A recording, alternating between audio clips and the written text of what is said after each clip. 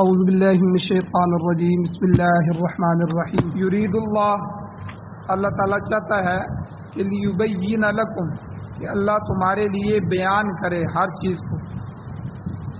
ویہدیکم اور اللہ تعالیٰ یہ بھی چاہتے ہیں کہ اللہ تم کو ہدایت دیں، سنن الذین ان لوگوں کے راستوں کی طرف من قبلکم جو تم سے پہلے گزرے ہیں، انبیاء اور نیک لوگ، ان کے راستے کی طرف اللہ تعالیٰ تمہاری رہنمائی کرنا چاہتے ہیں، تمہیں ہدایت دینا چاہتے ہیں۔ اور تیسری بات وَيَتُوبَ عَلَيْكُمْ اللہ تعالیٰ اپنی مہربانی کے ساتھ تمہاری توبہ قبول کرنا چاہتے ہیں، تمہاری طرف اللہ رجوع کرنا چاہتے ہیں۔ واللہ علیم حکیم اور اللہ تعالیٰ علم والے ہیں، جاننے والے ہیں، حکیم حکمت والے ہیں۔ واللہ یرید اور اللہ تعالیٰ یہ بھی چاہتے ہیں کہ ان یتوب علیکم کہ تم پر وہ اللہ رجوع فرمائے، لیکن وہ یرید الذین یتبعون الشہوات وہ لوگ جو شہوات اور خواہشات کی پیروی کرتے ہیں، خواہشات کے پیچھے لگے ہوئے ہیں، وہ یہ چاہتے ہیں کہ ان تمیلوا میلا عظیما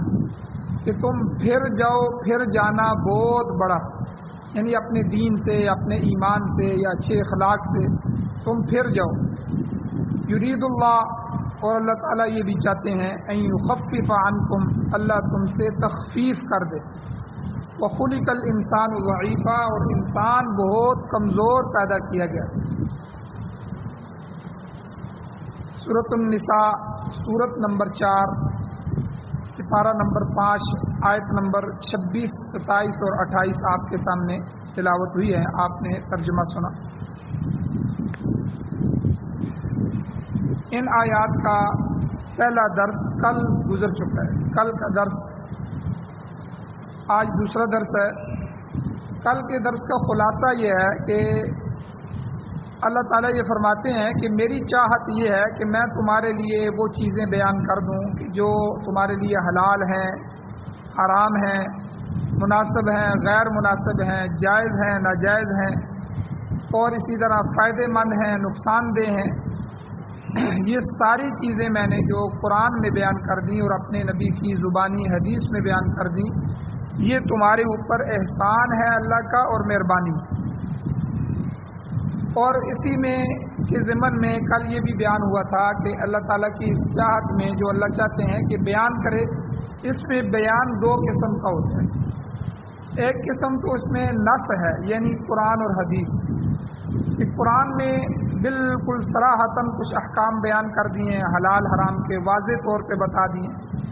یا دوسری صورت کے نبی علیہ السلام کی زبان مبارک سے صریح الفاظ میں وضاحت فرما دی گئی، یہ بھی نص ہے۔ اور دوسری چیز بیان کی قسم وہ ہے جو قرآن اور حدیث میں تو نہ ہو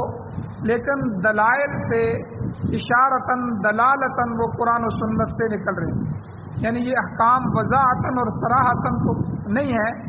مگر ایسے اشارات پائے جاتے ہیں، ایسے اصول اور قواعد اللہ تعالیٰ نے قرآن اور حدیث میں بیان فرمائے کہ جن اصولوں کو، جن قواعد کو، جن ضوابط کو اہل علم حضرات، مفکرین حضرات، مجتہدین حضرات، فقہاء حضرات اور رسوخ فی العلم، علم میں پختگی رکھنے والے علماء کرام غور و فکر کر کے ایسے احکام کو قرآن و سنت سے اخذ کرتے ہیں۔ تو یہ تو کل کے درس کا خلاصہ ہے۔ اور اللہ تعالیٰ دوسری بات کیا چاہتے ہیں؟ پہلی بات تو یہ ہوگی کہ اللہ تعالیٰ تمہارے لیے ہر چیز کو بیان کرنا چاہتے ہیں۔ دوسرا اللہ وَيَهْدِيَكُمْ سُنَنَ الَّذِينَ مِنْ قَبْلِكُمْ اللہ تعالیٰ تمہاری رہنمائی چاہتا ہے ان لوگوں کے راستوں کی طرف جو تم سے پہلے گزرے ہیں، جو پہلے لوگ گزر چکے ہیں، اللہ تعالیٰ ان کے راستوں۔ تو پہلے لوگوں سے مراد کیا ہے؟ اللہ کے وہ نبی ہیں اور وہ نیک لوگ ہیں جو تم سے پہلے گزر چکے ہیں۔ مقصد یہ ہے کہ ہم بھی ان صالحین اور ان نیک لوگوں کے نقش قدم پر چل کر منزل مقصود کو پالیں۔ جس طرح وہ لوگ کامیاب ہوئے، نیک لوگ کامیاب ہوئے، اس طرح اللہ ہمیں بھی ان کے نقش قدم پر چلانا چاہتے ہیں کہ ہم بھی ان کے نقش قدم پر چلیں اور ہم بھی کامیاب ہوں۔ ان میں سے انبیاء علیہ السلام یہ سب سے بڑا طبقہ ہے کہ جن میں خاص طور پہ حضرت ابراہیم علیہ السلام، حضرت یعقوب علیہ السلام، حضرت ہود علیہ السلام، حضرت نوح علیہ السلام اور وغیرہ وغیرہ، یہ جتنے بھی انبیاء ہیں ان کو اللہ تعالیٰ نے قرآن مجید میں بیان فرمایا، ان کے قصے بیان فرمائے، ان کے واقعات بیان فرمائے، انہوں نے جو اپنی قوم کو دعوت دی، اللہ کی طرف بلایا، اس کو اللہ نے بیان فرمایا، اور قوم نے جو رویہ اختیار کیا اور قوم نے جو ڈانٹا کہ جو مخالفت کی اور اس پر ان حضرات نے جو صبر اختیار کیا، تو اس کو بھی اللہ نے بیان فرمایا۔ تو سب سے پہلے انبیاء کے راستے مقصود ہیں جن کو ہم اختیار کر سکتے ہیں، اللہ نے ہمارے لیے بیان فرمایا۔ وَيَهْدِيَكُمْ سُنَنَ الَّذِينَ مِنْ قَبْلِكُمْ، اللہ تمہارے لیے ان راستوں کی رہنمائی کرنا چاہتے ہیں جو تم سے پہلے گزرے ہیں۔ ان پہلے گزرے ہوئے لوگوں میں سے سب سے برگزیدہ، چنیدہ اور منتخب شدہ جو طبقہ ہے وہ انبیاء کا ہے۔ پھر ان کے علاوہ، نبیوں کے علاوہ بہت سے صالحین لوگوں کا ذکر ہوا،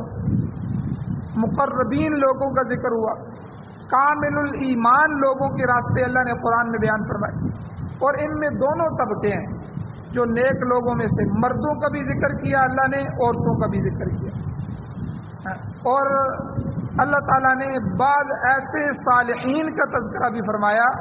جو دنیا میں صاحب اقتدار تھے، یعنی اقتدار تھا، حکومت تھی، اور اقتدار اور حکومت اور فوجیں اور پیسہ اور ہر چیز ہونے کے باوجود وہ نیک لوگ، مثلا ذوالقرنین ہے،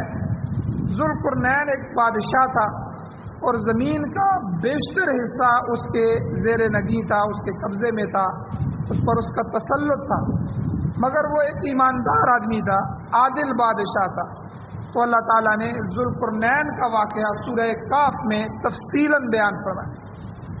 تو اس لیے اللہ نے ہمیں اس کا راستہ بتا دیا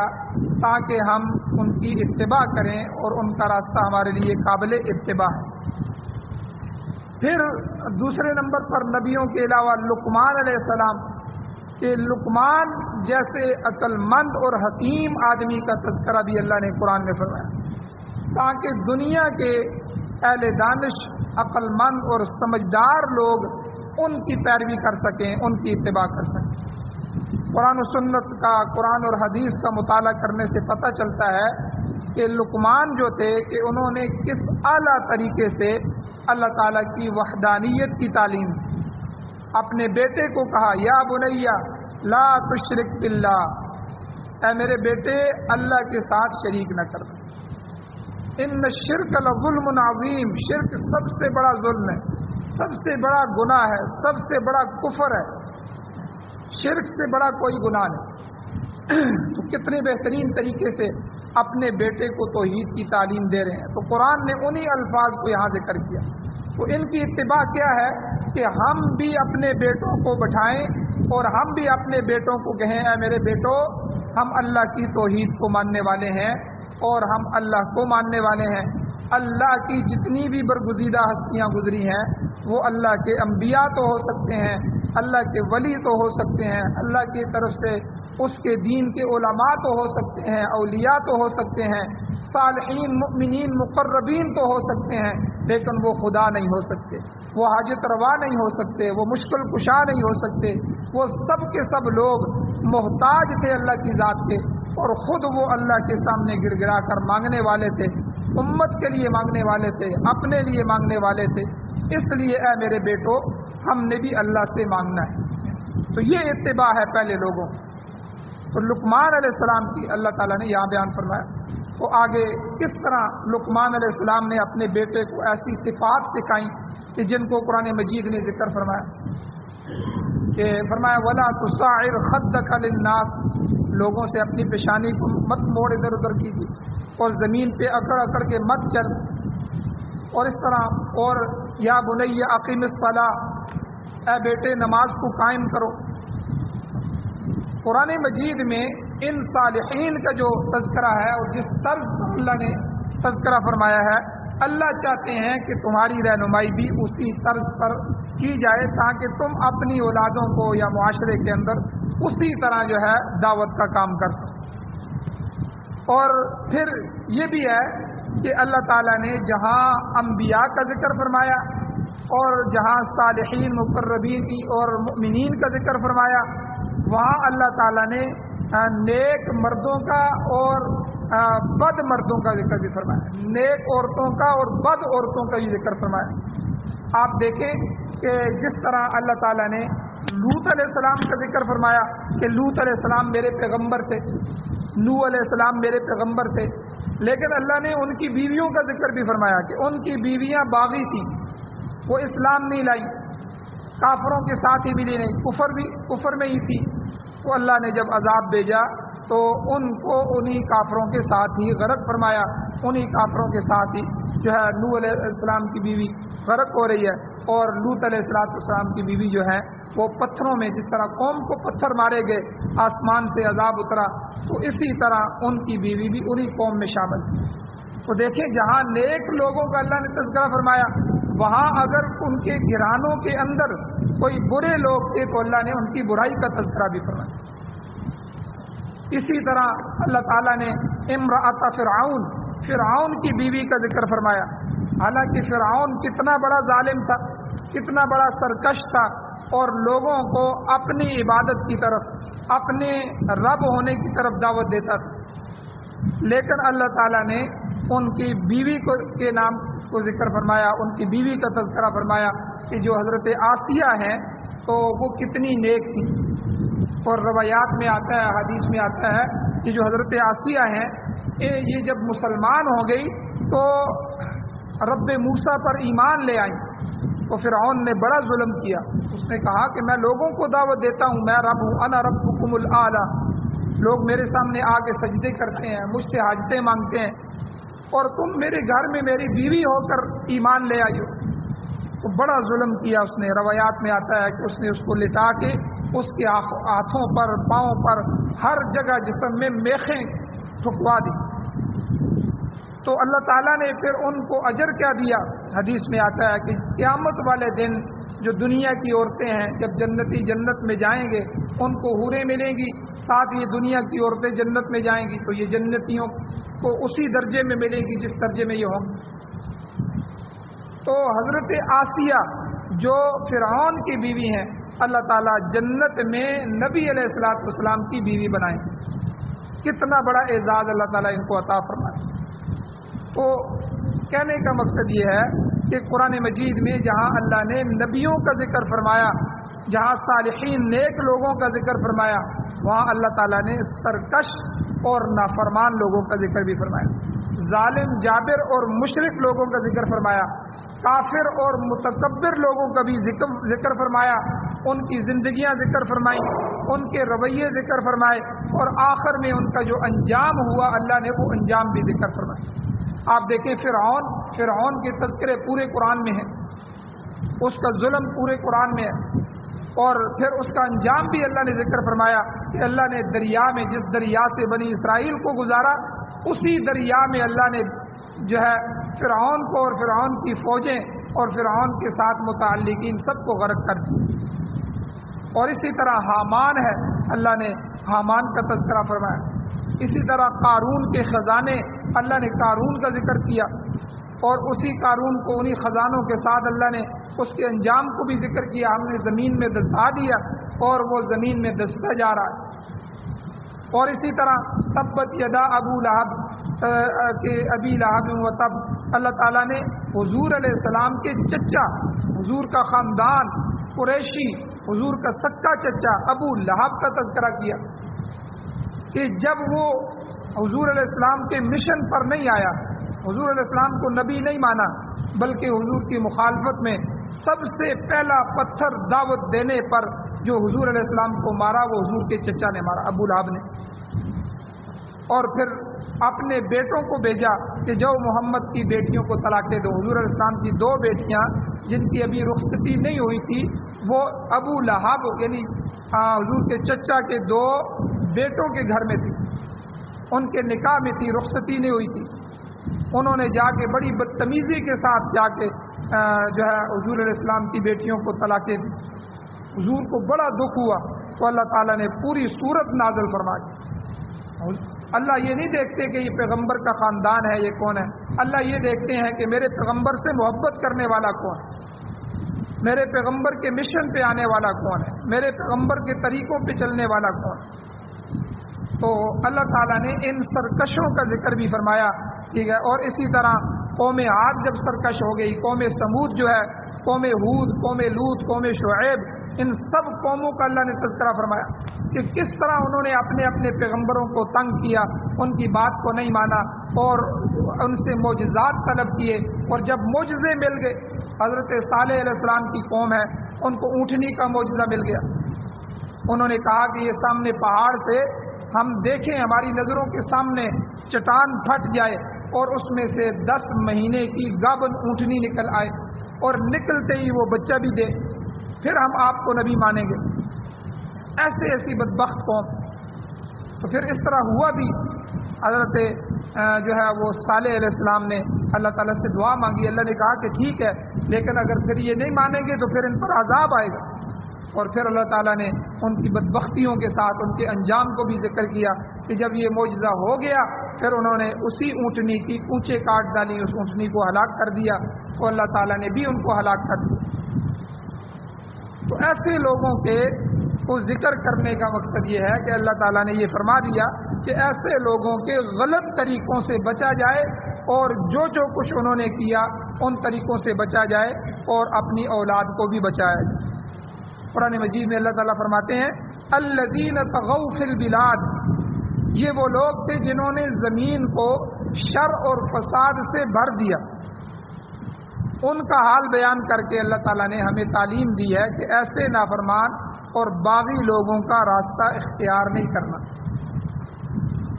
اب آج کے زمانے میں آج دیکھیں کون سے لوگ ان پہلے لوگوں کے میں سے صالحین کے نقش قدم پر چلنے والے ہیں، کون سے لوگ جو ہے ان میں سے نافرمانوں کے راستے پہ چلنے والے ہیں. یہ قرآن میں جو اللہ نے بیان فرما دیا دونوں طبقوں کو تفصیل کے ساتھ. اگر کوئی مرد تھے تو مردوں کو بیان فرمایا، عورتیں تھیں تو عورتوں کو بیان فرمایا، کوئی قوم تھی تو قوم کو بیان فرمایا. پھر اللہ نے ہمارے لیے یہ دوسری چاہت اللہ نے بیان فرمائی کہ اللہ یہ چاہتے ہیں وَيَهْدِيَكُمْ سُنَنَ الَّذِينَ مِنْ قَبْلِكُمْ، اللہ تعالیٰ تم کو چلائے، تم کو ہدایت دے، تمہاری رہنمائی کرے ان لوگوں کی طرف جو تم سے پہلے گزرے ہیں. نیک صالحین لوگ جو ہیں اللہ چاہتے ہیں کہ تم ان کے راستے پر چلو،